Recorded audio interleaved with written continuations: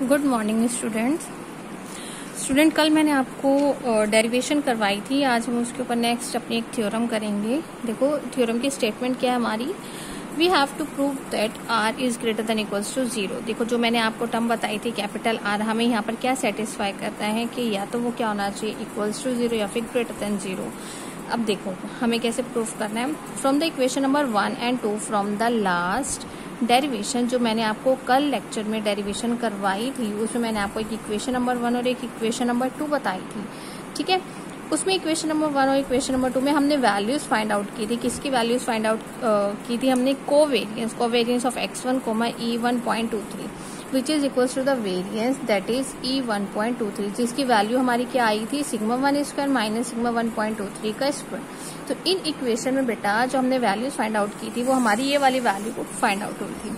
So covariance term is equal to the variance term. जो हमारी covariance term है वो हमारी किसकी इक्वल है? यहाँ पर वेरियंस टर्म की। देखो दोनों इक्वल है ना, क्योंकि हमारे पास टर्म ही यही आ गई थी विच इज ऑलवेज पॉजिटिव। वो हमेशा हमारी क्या आएंगी? पॉजिटिव वैल्यूज आएंगी। देखो हम फाइंड आउट भी कर चुके हैं और फाइंड आउट करके हमें पता चल गया कि वैल्यूज हमारी पॉजिटिव है। So which is always positive. So further the sign of the correlation depend upon the sign of the covariance term. It means जो हमारा कोरिलेशन है देखो वो किस पर डिपेंड कर गया? कोवेरियंस के साइन पर। So the multiplication coefficient can not be negative. जब देखो हमारी ये वाली वैल्यू भी पॉजिटिव हो गई, ये वाली वैल्यू भी पॉजिटिव हो गई, तो हमारी मल्टीपल कोरिलेशन की वैल्यू भी हमेशा हमारी क्या होगी? Positive, and this can not be negative. So that is we always have. इसका मतलब क्या है कि अगर वो नेगेटिव नहीं है तो इसका मतलब हमेशा पॉजिटिव होगी। इट मीन्स हमारे पास जो आर की वैल्यू है वो किसके बीच में लाई करेगी? From 0 to 1।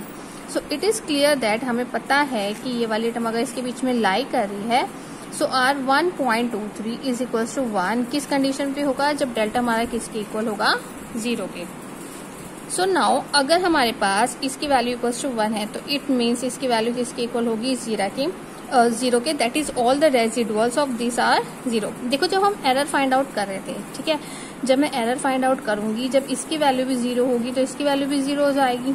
And the predicted values of x1 coincide with the observed values of the x1. So it may be conducted that the x1 is the linear function of x2 and x3. देखो मैं यहाँ पे error जो निकाल रही थी, error मैंने किसके लिए निकाला था? 1.23 के लिए निकाला था। तो इट मीन्स यहाँ पर हमने क्या निकाल लिया कि x1 हमारे पास क्या है? कोई भी एक लीनियर फंक्शन हो गया x2 और x3 पर। 2 और 3 पर क्यों हुआ? मैंने आपको क्या बताया था कि डेसिमल के बाद यानी कि जो सेकेंडरी सबस्क्रिप्ट है उन्हीं पर ही वो क्या करेगा? डिपेंड करेगा। ठीक है, तो हम एक एक करके देखो यहाँ पर अपनी कंडीशंस को चेक कर रहे हैं। नाउ फर्दर इफ अगर ये वाली टर्म इक्वल्स टू 0 आती है, this implies that the x1 is uncorrelated with any of the other variable that is r12 and r13 which is equals to 0। तो हमने यहाँ पे क्या किया? हमने दोनों कंडीशंस चेक की कि अगर वो 1 हुआ, ठीक है, तब ये कंडीशन हो जाएगी, और अगर उसकी वैल्यू 0 होगी तब वो हमारा क्या होगा? अनकोरिलेटेड, यानी कि कोई रिलेशन ही नहीं होगा दोनों के बीच में। ठीक है, चलो इसके बाद अब हमारी नेक्स्ट डेरिवेशन आती है expression for the coefficient of partial correlation. कल मैंने आपको एक्सप्रेशन करवाया था मल्टीपल कोरिलेशन के लिए, आज हम करेंगे expression for the coefficient of the partial correlation. देखो आपको पार्शियल की डेफिनेशन तो पता ही है कि पार्शियल कोरिलेशन हमारा क्या होता है। अब हमने क्या निकालना है? उसका एक्सप्रेशन फाइंड आउट करना है। ठीक है, देखो एक्सप्रेशन फाइंड आउट करने के लिए क्या करेंगे? कल हमने कंप्लीट जो डेरिवेशन की थी बिल्कुल सेम एज इट इज आपको 1 by 1 एक एक स्टेप वैसे ही करना है। बस यहाँ पे डेफिनेशन कौन सी अप्लाई हो जाएगी? पार्शियल की। देखो अगेन मैंने यहाँ पे 3 वेरिएबल्स ले लिए x1, x2 and x3। We define the coefficient of the partial correlation. अब मैं यहाँ पे डेफिनेशन लगा रही हूँ अपने वेरिएबल्स पे। कौन सी डेफिनेशन लगा रही हूँ? Partial correlation between x1 and x2 as the ordinary correlation between x1 and x2 after eliminating the linear effect of x3. It is denoted by R123.3. देखो जब मैं पार्शियल कोरिलेशन की डेफिनेशन लगा रही हूँ अपने दो वेरिएबल पे, कौन से? x1 और x2 पर, तो जब मैं x1 और x2 पर पार्शियल लगा रही हूँ तो जो थर्ड वन होगा वो आपका क्या होगा? कांस्टेंट हो जाएगा।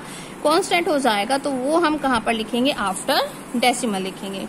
ठीक है, तो आपको क्या ध्यान रखना है? अगर पार्शियल है तो जो हम कांस्टेंट टर्म लेकर चल रहे हैं वो डेसिमल के बाद आएगी, और मल्टीपल कोरिलेशन है तो इसका हमारा क्या हो जाता है? अपोजिट हो जाता है। So similarly, we have to find R13.2 and R23.1.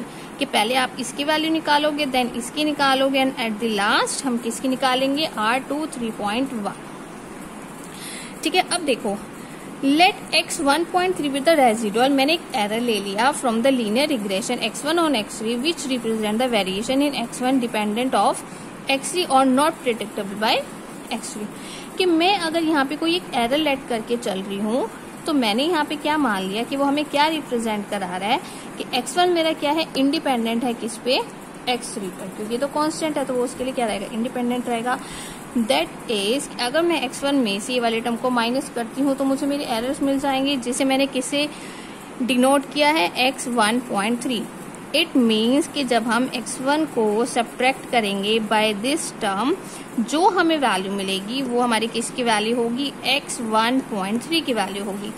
It means जब हमें वैल्यू मिल जाएगी वो क्या रिप्रेजेंट करवाएगा, हमारा the variable x1 when the linear effect of x3 has been eliminated from it. यानी कि यहां से मैंने क्या किया, x3 को क्या कर दिया, एलिमिनेट। देखो जब हम किसी टर्म में से किसी टर्म को माइनस कर रहे हैं, ये टर्म तो हट गई ना, यानी कि ये टर्म तो एलिमिनेट हो गई, ये एलिमिनेट हो जाएगी, तो जो हमारे पास टर्म बच जाएगी वो किसकी टर्म बच जाएगी, ये वाली। ठीक है ना। सो सिमिलरली जैसे मैं 1.3 के लिए निकाल रही हूँ, ऐसे मैं 2.3 के लिए भी निकालूंगी। जब मैं 2.3 के लिए फाइंड आउट करूंगी तब मेरे पास इक्वेशन क्या आएगी, x2 माइनस B23 x3। ठीक है, represent the variable of x1 when the linear effect of x3 has been eliminated from it। देखो जो फर्स्ट के लिए कर रहे हो वैसे ही सेकंड के लिए करोगे, वैसे ही थर्ड के लिए करोगे। So the partial correlation coefficient between x1 and x2 after eliminating the effect of x3 is denoted by x1 2.3 and it is given by, तो उसके लिए देखो हमारा कोरिलेशन का फॉर्मूला क्या हो जाएगा, covariance divided by the under root of the variance of x 1.3 and the variance of 2.3। तो सिंपल देखो यहाँ पे तो कोरिलेशन का सिंपल फॉर्मूला जो हमने सबसे स्टार्टिंग में अपनी यूनिट नंबर 1 में पढ़ा था, मैंने सिंपल वही फॉर्मूला यहाँ पे कोरिलेशन का अप्लाई किया है। डिफरेंस किया है, हमें यहाँ पे 1 2.3 के लिए वैल्यू निकालनी है, तो covariance of x 1.3 and x 2.3 आ जाएगा, same for the variance. Now जो एक्सपेक्टेड वैल्यू है हमारी x 1.3, देखो दोनों ही क्या होंगी, 0। तो अब 1 बाय 1 हम सबकी वैल्यूज निकालते हैं। पहले मैं कोवेरिएंस की निकालूंगी, फिर मैं किसकी वैल्यू निकालूंगी, वेरिएंस की वैल्यू निकालूंगी। देखो कोवेरिएंस की वैसे ही निकालना है जैसे हमने कल निकाली थी। Covariance x 1.3 x 2.3 which is equal to expected value of this. Expected value है तो हमारे पास क्या हो जाएगा, हमने इसका फॉर्मूला अप्लाई किया 1/n समीशन, इसकी वैल्यू पुट करेंगे और ये वाली वैल्यू, दोनों की वैल्यूज पुट करेंगे।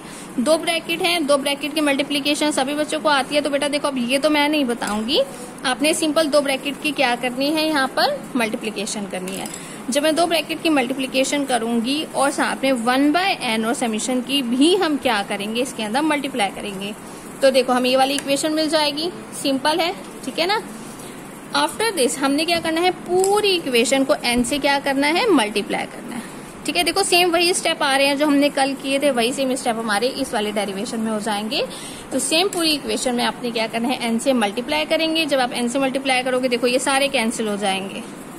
ठीक है ना, ये सारी n की वैल्यूज क्या हो जाएंगी, कैंसिल हो जाएंगी। ठीक है, तो हम यहाँ पे n से क्या करेंगे, मल्टीप्लाई, तो हमारे पास ये वाली टर्म लेफ्ट रह जाएगी। ठीक है, आफ्टर दिस हमें क्या करना है, मैंने आपको B23 की वैल्यू निकालनी बताई थी, B13 की वैल्यू निकालनी बताई थी, हमने सबकी यहाँ पर क्या की है, सिंपल वैल्यूज पुट किया। देखो ये सारी वैल्यूज हम पहले डेरिवेशन में निकाल चुके हैं, तो हमें यहाँ पर करके दिखाने की जरूरत नहीं है, हम डायरेक्टली यहाँ पर पुट करेंगे। आफ्टर पुटिंग देखो सेम वैल्यूज कैंसिल हो जाएंगी। ठीक है, फिर आप उसका एलसीएम लोगे तो आपके पास ये वाली टर्म आएगी। यहाँ से देखो सिग्मा 1 और सिग्मा 2 दोनों में कॉमन है, हम कॉमन लेंगे तो हमारे पास इसकी क्या आ गई, वैल्यू। तो ये वैल्यू आपकी किसकी आ गई है बेटा, कोवेरिएंस की वैल्यू आ गई है। ठीक है, कोवेरिएंस फाइंड आउट किया, अब हमें क्या फाइंड आउट करना है, वेरिएंस फाइंड आउट करना है। वेरिएंस सबसे सिंपलेस्ट होता है। वेरिएंस हमें कैसे निकालना है, एक्सपेक्टेड वैल्यू ऑफ x 1.3 का होल स्क्वायर, इसकी वैल्यू पुट करेंगे, a माइनस बी के होल स्क्वायर का फॉर्मूला अप्लाई करेंगे, a square plus B square minus 2ab, then again n से क्या करेंगे, मल्टीप्लाई। मल्टीप्लाई करके देखो ये सारी वैल्यूज कैंसिल, अगेन B13 की वैल्यू पुट करोगे, पुट करने के बाद जो सेम वैल्यूज है वो कैंसिल हो जाएंगी, आपके पास ये वैल्यू आएगी। और सिग्मा 1 स्क्वायर कॉमन है तो कॉमन लेके आपके पास ये किसकी वैल्यू आ जाएगी, वेरिएंस की वैल्यू आ जाएगी। ठीक है, तो हमने यहाँ पे कोवेरियंस की वैल्यू भी फाइंड आउट कर ली है, वेरियंस की भी वैल्यू फाइंड आउट कर ली है। दोनों की वैल्यूज को फाइंड आउट करने के बाद आपको कहाँ पुट करना है, कोरिलेशन वाले फॉर्मूले में पुट करना है। ठीक है,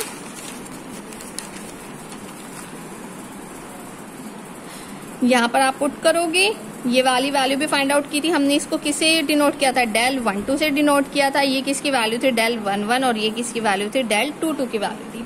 तो बेटा ये हमने कल की तरह फाइंड आउट किया है। सिमिलरली करके आप R13.2 के लिए एज इट इज लिखोगे एंड R23.1 के लिए भी एज इट इज लिखोगे। हमें ये सॉल्व करके दिखाने की जरूरत नहीं है, नॉट इन एग्जाम्स ऑल्सो। ठीक है, तो आपको बस यहाँ तक सॉल्व करना है, ये हम सिमिलरली करके लिखेंगे। तो हमने तीनों की ही वैल्यूज को यहाँ पर फाइंड आउट कर लिया है। ठीक है, अब आपने क्या करना है, आज का आपका क्या होमवर्क है, आप लोगों ने ये पूरी की पूरी डेरिवेशन अगेन सॉल्व करनी है। सारे स्टेप्स आपको क्लियर लिखने हैं और आपने अपना वर्क मुझे ग्रुप में सेंड करना है and right your name and roll number in the comment box. Thank you.